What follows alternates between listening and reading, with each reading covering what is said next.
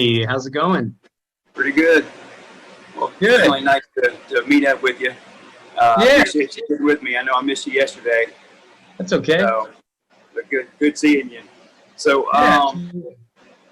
it's a huge pleasure. I mean, I've been, I started. Can you hear me good? By the way, I've Yeah, got my absolutely, absolutely. You're good. okay. Well, I first, you know, started following you in 2016, and man, you have got an amazing career. I mean, it seems like every other day Thanks. you're like, hey, booked a new job, booked a new gig, and in fact, 190 acting credits. I mean, I don't know. That's just to me, that's very impressive. I mean, you've got what, 15 years career since 2005. Um, since 2004 was when I booked my first movie. So yeah, about 16 years. Wow. Yeah, yeah, it's been a while. Yeah, man, it's a blessing. Things are going good. Amazing. One thing that strikes me, because I do follow you and I see you on Facebook all the time, you're, in my opinion, it seems like you're a very grounded person. Oh, You're thanks. really, you just, your focus is family, God, and then you've got your amazing career. So how do you do it?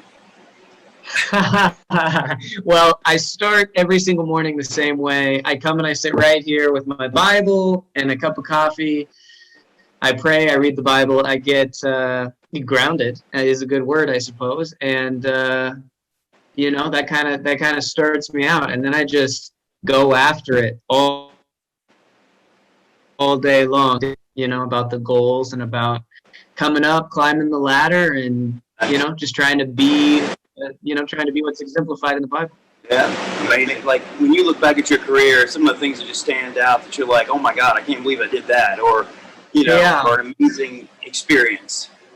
Yeah.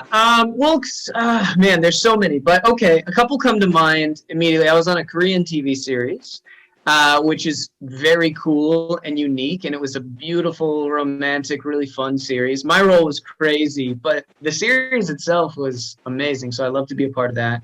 I shot a movie for Sci-Fi Channel with Roger Corman, or it was for Roger Corman, Wow. in Florida. And so that was a really cool experience, just getting to kind of experience this culture up in northern Florida that's very different than the fast pace of LA. We were just in a small town. They only had like a Walmart and a barbecue restaurant. And then we were just shooting like in the swamps and on the lakes every day. So it was a really beautiful experience.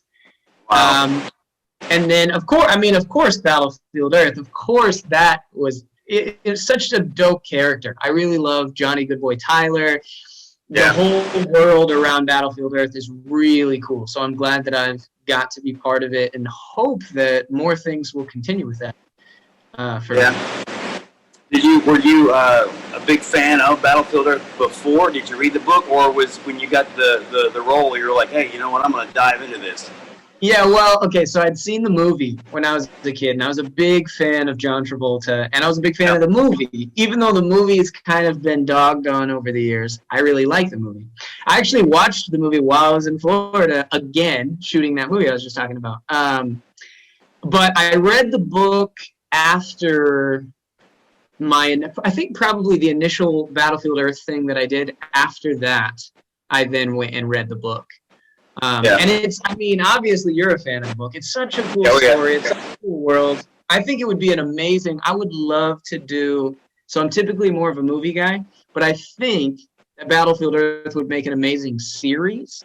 I would Yeah. love to play Johnny in a Battlefield Earth series. I think that would be amazing. Yeah. That's been my thing all along. I think that okay, you got this 1,000-page book, and they did their best putting 500 pages of it into this 2-hour movie, and it didn't go that Right. great, right? So it I seems like liked it. But hey, yeah. a 10, 12-part miniseries would be just right up Battlefield's alley. So yeah, that would Yeah. be awesome. It'd be nice to see that. I hope that we get to see that one day. I would But love it. I would love it. yeah. So how did you become involved with the project in 2016 when you were playing Johnny? Yeah, so there was a call online. There was a post. It was it wasn't super detailed. It didn't say it was for Battlefield Earth. I forget, but I think it just kind of mentioned like, oh, they wanted a guy with longer hair who was in shape or something. Like, it was pretty general, right? But close enough to where it was like, okay, I'll submit to this. And a little bit unusual, right? Like, I think I got a text about it instead of like an email or whatever, just a text like, hey, can you meet us at this location like in a few hours? It was all very like, oh, and I happened to be, I was driving from somewhere else, like a shoot or something, and that location was going to be right on my way home. So I was like, okay, yeah, okay, that works great. Let's do it. And then I found out, oh, it's Battlefield Earth, it's Johnny, blah, blah, blah. And the rest is history after that.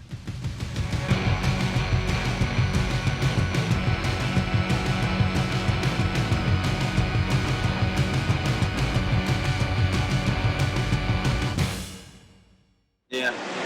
Well, the re-release, the audiobook has just been amazing. Have you had a chance to listen to that? Not the whole thing. I've heard clips of it. I've heard portions. It's really beautifully done. Yeah, it's amazing.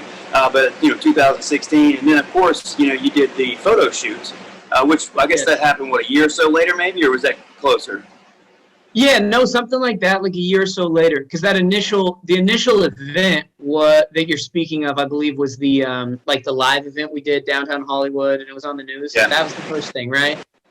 And then it was the shoot, and then it was the Christmas parade. I believe is the order it went in. So we had the photo shoot. Yeah, probably like a year later, something like that. Yeah. Well, did you know you're the face of Johnny? Did you know that? I mean, when they've got these posters that go out all the time on promotions, Galaxy Press, and you're the face of Johnny.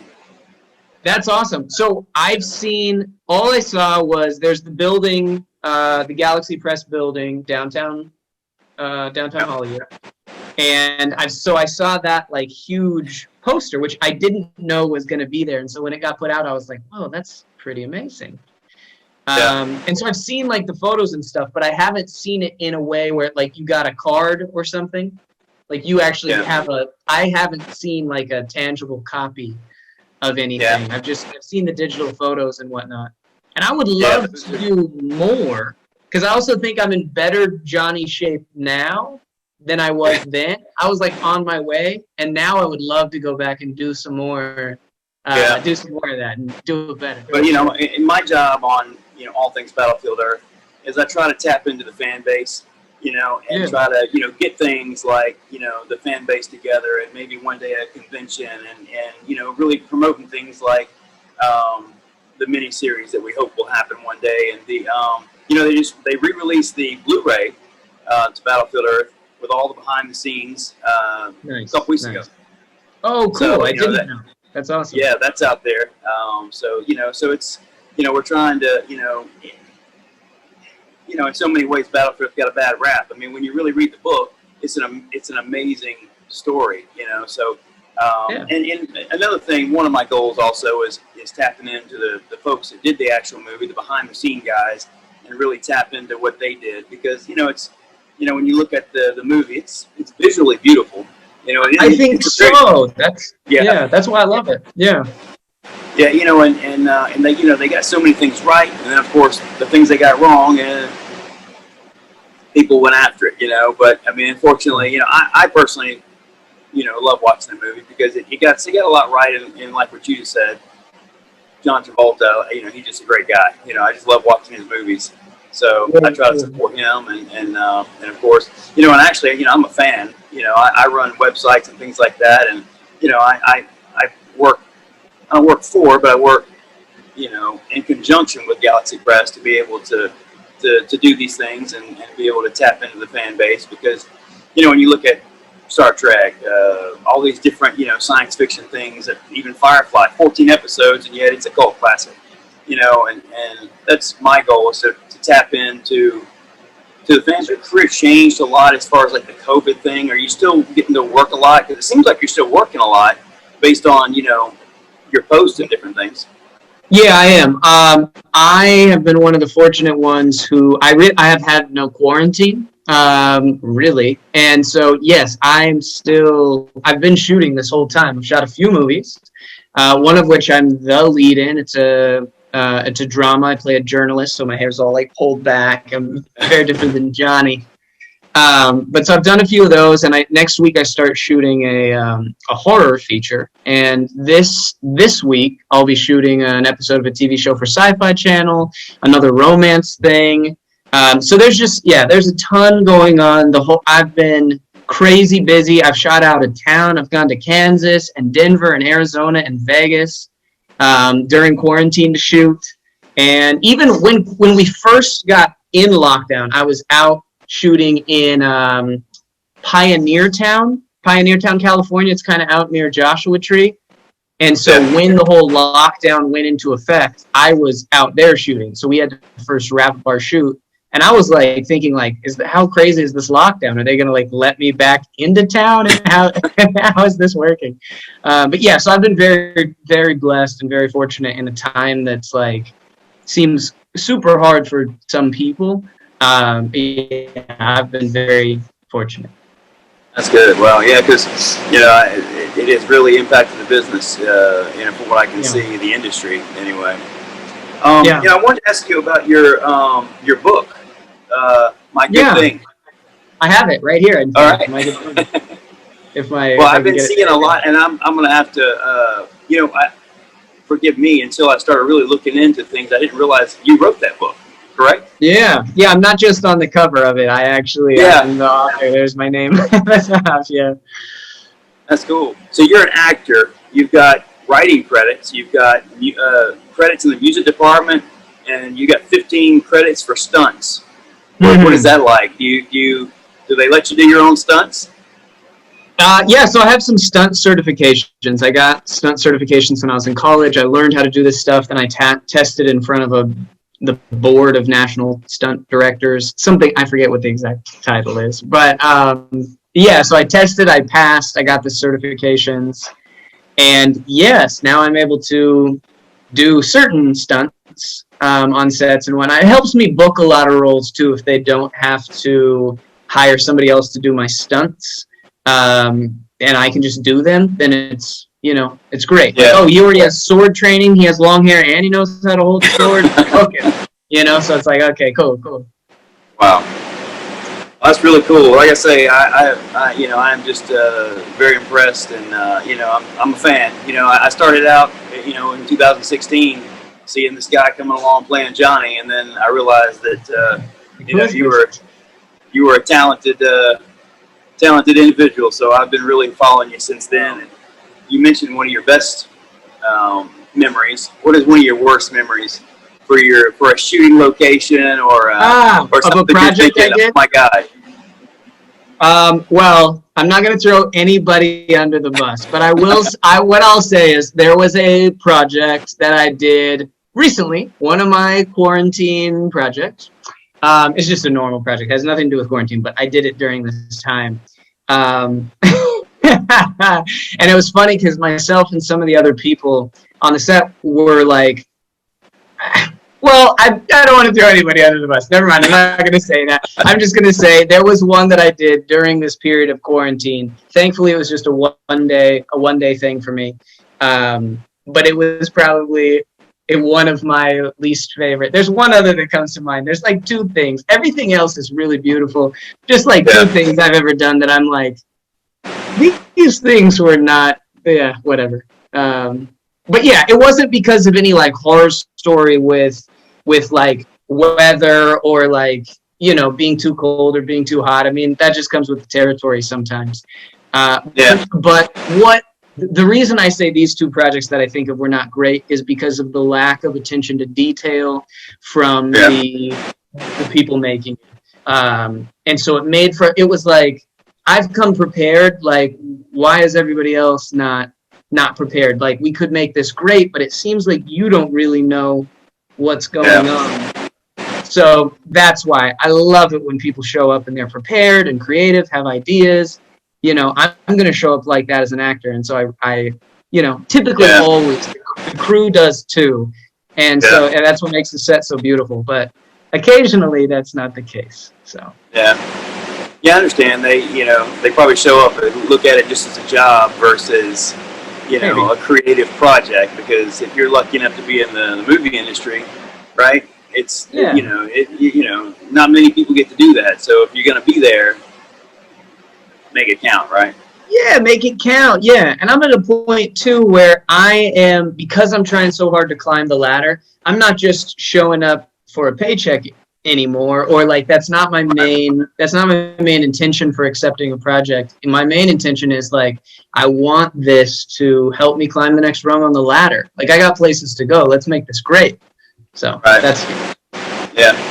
What is I can't think of his name. There was one of my favorite actors the other day. I was watching him, and he said that he was on Ridiculousness a while back, and he said that McDonald's wouldn't hire him. And this is years ago, because now he's like this huge A-list actor. So do you have a story like sure. that? Definitely. I mean, I have a team of agents now, which is great, and I think they're all great. But before I was connected with these agencies, I went out there and was trying to meet with agents and trying to, get representation. And yeah, you meet with some agents who just don't get it, or who just don't see you as how you see you, or whatever. And so I feel good to be with a team right now who I feel like, oh, they see the potential in me, they see the things I can do and the things I have done. But some people just didn't see it. And so I had to make sure I didn't sign with them and, that kind of thing. So yeah, for sure. Some people don't see it.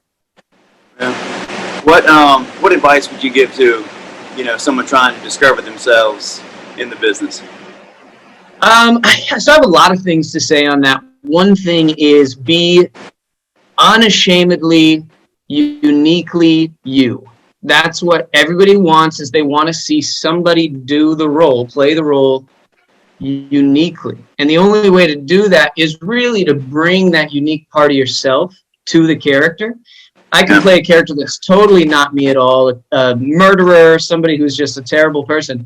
But if I bring the things that are myself into that character, I can still make him uniquely me. And so that's what it's just like. Be unashamed about who you are and just walk in that, That's the first thing I would say. I have a lot of things, but that's the first thing. Cool. What's probably the hardest role you've had to research for? Have you really had, that was challenging to get into? That's a good question. That's a good question. Well, I'll say one of the movies that I did. So I did this movie called Journey to Hell that's supposed to be in theaters this coming summer, 2021, assuming theaters are all reopened and all that. So it's called Journey to Hell, and I'm like I'm one of the leads, and I'm this demon character. And so I was going through the script, trying to figure out how to play this guy. And I was watching a ton of the old like Amicus horror movies with like Christopher Lee and Peter Cushing. And these guys are like legends of horror, like from back in the like 60s, 70s, 80s, whatever. And so I was really watching a lot of the unique things that they were doing, kind of trying to define what kind of style I was going to use for my character. And as I'd auditioned for this character, I played him in a certain way that was totally not what I was going to take to set, which is a big risk. And typically they just want you to do what you did at the audition. But I was thinking like, no, that's not going to work for the whole movie. So I went in on my very first day of this film, Journey to Hell. And my very first scene was like it was like a 5-page scene, which is like dialogue back and forth between me and the other lead. And so I was like, all right, well, here we go. I haven't shown this to the director. I haven't shown this to anybody. I'm just going to take all these nuances from these old horror films and try to put it together into this very character-y type of role. He was grounded, but very character-y. And I was thinking, it's all very risky. The director may hate it. And if he does, whatever. He hates it. I fall on my face for the moment. We'll get back up. We'll do another take. I'll do it completely different. I will forget all the work I did leading up, whatever. But so we did this scene. Everyone was deathly quiet for the 5 pages. And then once the scene was over, the director was like, "Cut. Everyone give Aaron a big hand. Oh my gosh." And so he loved it. He loved it, right? And I was like, whoa, okay, that was a big risk. He loved it. So I don't know, that comes to mind as like, I put a lot of work, thought, effort, and risk into my choices for that role, and it paid off. And this other movie that I just did, that I'm the lead in, Beast is what it's called, same director. So he rehired me to be the lead in his next film because of that one. It paid off. The risk paid off. Nice. I appreciate you very much meeting with me.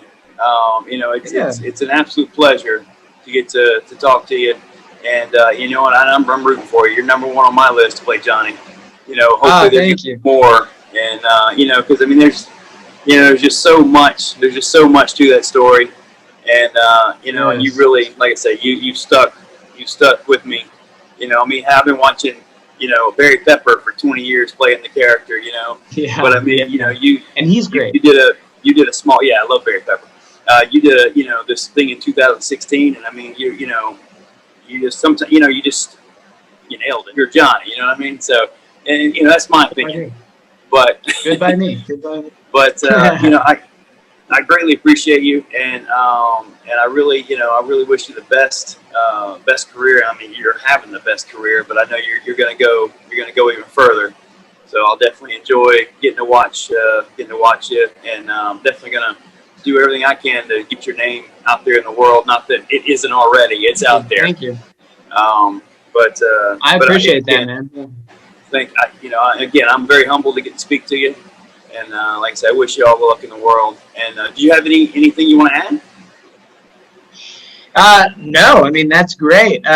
Yeah, things are good. So yeah, no, I appreciate it. It's great to talk to you as well. I'm glad and fortunate to do this. And yeah, I mean, we're both hoping for the same thing with Battlefield Earth and Johnny and all that. So yeah, let's keep it going. Yeah, absolutely. We're definitely trying to. I mean, Battlefield was written in 1982, and we had the movie in 2000, and we got the re-release in 2016. So 2020, we got to get some good things going.